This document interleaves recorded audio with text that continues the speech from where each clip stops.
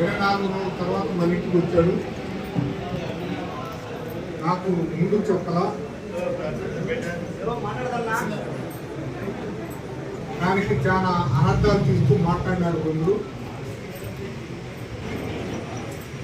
సంస్కారవంతులు మాట్లాడిన మాటలే నేను మాట్లాడినాను. కాదుకుంటే కొంచెం పౌరుషం ఎక్కువ ఉంటుంది నా మాటల్లో. దానికి బలమైనటువంటి కారణం, నాకు ఆల్రెడీ 20 కోట్లు ఇచ్చేశారంటే ఇంకా 10 కోట్లు ఇస్తారంట. వాళ్ళ దగ్గర 2 కోట్లకి ఎంతైనా ముందు వేసుకోవాలి, కానీ మనకేం లేదు. నా కొడుకు ఎంత పెద్ద నా కొడుకైనా నాకు గొప్ప ఇయ్యాల్సిన పని మనం ఇచ్చే పరిస్థితిలో ఉన్నాం.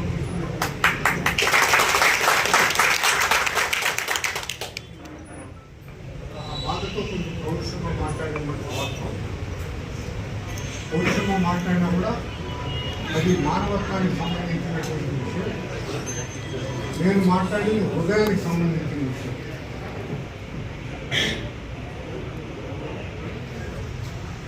రాయితోటి మీ పెళ్ళాం లాంటి, రాజీపేట నా పెళ్ళాం లాంటి.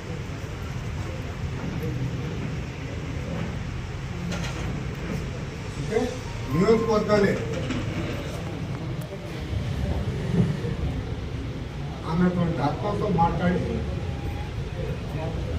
రాయితోటే వేరే వాళ్ళు వస్తే నువ్వు ఊరికే ఉంటావా, నేను రాజీపేట ఊరికే ఉండేదాన్ని కానీ అర్థం వచ్చేది నేను దానికి పెద్దగా తీశారు. మనం వీడియో తీసుకున్నాం, అందరికీ కూడా ఏ స్థితిని పెట్టి కూడా చూపిస్తాం. కాబట్టి ఎప్పుడు కూడా మీ నాయకులు తప్పు చేయరు. ఒక్క విషయంలోనే, పోలీసుల విషయంలోనే కొంచెం గట్టిగా మాట్లాడతాం. మిగతా ఏ రాజకీయ పార్టీతో కూడా నేను మాట్లాడాల్సిన అవసరం మనకి లేదు. ఎవరైనా చావు పిలిస్తే పోతా, పెళ్ళిళ్ళు పిలిస్తే పోతా. ఈ మధ్య ఒక పెళ్లికి పోవాలంట, పోతే ఫోటోలు తీసుకుని పోతూ చచ్చిపోయాడు అంటారు. కొన్ని పార్టీ సిద్ధాంతాల కోసం వ్యక్తిగతమైనటువంటి బంధాలను కూడా తెలుసుకునే పరిస్థితులే కూర్చున్నాయి. ఏదేమైనా మీరు మంచి ప్రేమాభిమానాలు చూపించారు. ఈ రోజు వరకు పూర్తి స్వేచ్ఛ ఉంది, మీ ఇష్టం.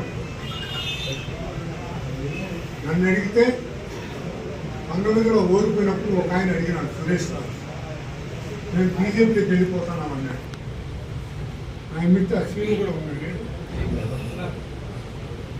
మా నాయన చచ్చిపోతే ముందు రోజు తిన్నాం. బంగారం నేను అయినా నాకేం అభ్యర్థం లేదు. కావాల్సింటే నాకు తెలిసిన వాళ్ళు ఉన్నారు, వాళ్ళకు కూడా నేను పరిచయం చేస్తున్నాను.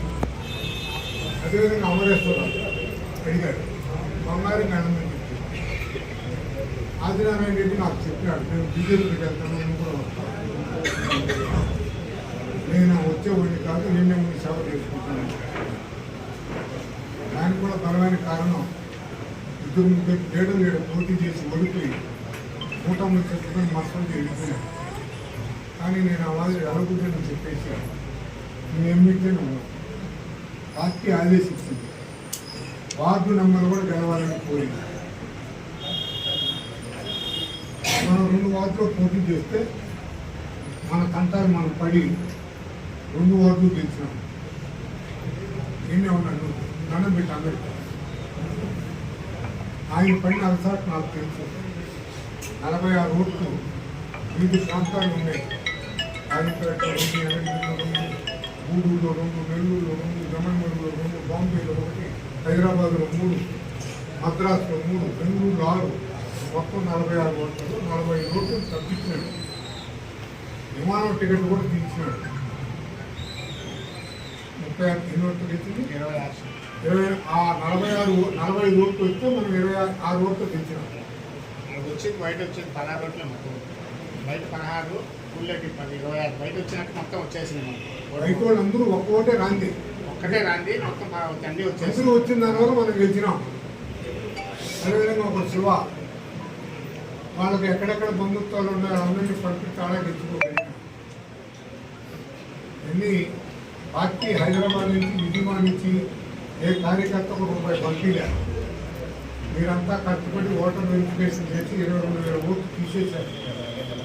6,000 ఓట్లు డబ్బులింటిని తీసేశారు. 2,000 ఓట్లు బుడమలూరు ఆ ప్రాంతంలో ఓటం పీకేశారు.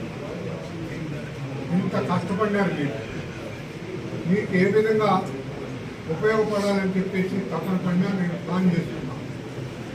ఎందుకో చంద్రబాబు నాయుడు గారి మైండ్లో మన పేరే లేకుండా పోయింది.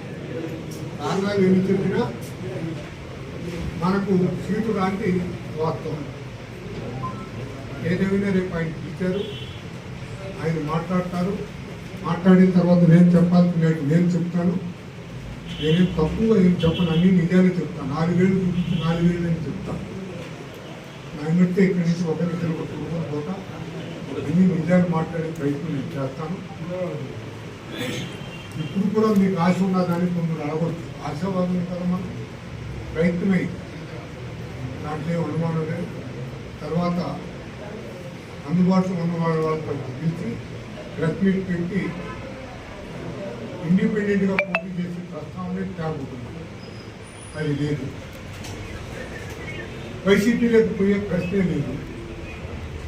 కాబట్టి సరైన టైంలో సరైన నిర్ణయం తీసుకున్నాం. మనం అందరం కలిసికట్టుగా పనిచేద్దాం అని చెప్పేసి మనం అందరినీ కోరుకుంటూ ఇన్ని రోజులు మీరు శ్రమించినందుకు మీ వెంటే ఉంటూ 24 ఏప్రిల్ 31వ తేదీ వరకు ఎవరైతే కష్టపడినారో వాళ్ళు వదులుకోలేవు. కొన్ని డబుల్ గేమ్ గోల్డ్ ఆడిన వాళ్ళ దగ్గర నేను ట్రిపుల్ గేమ్ ఆడతాను. నాకు కూడా ట్రిపుల్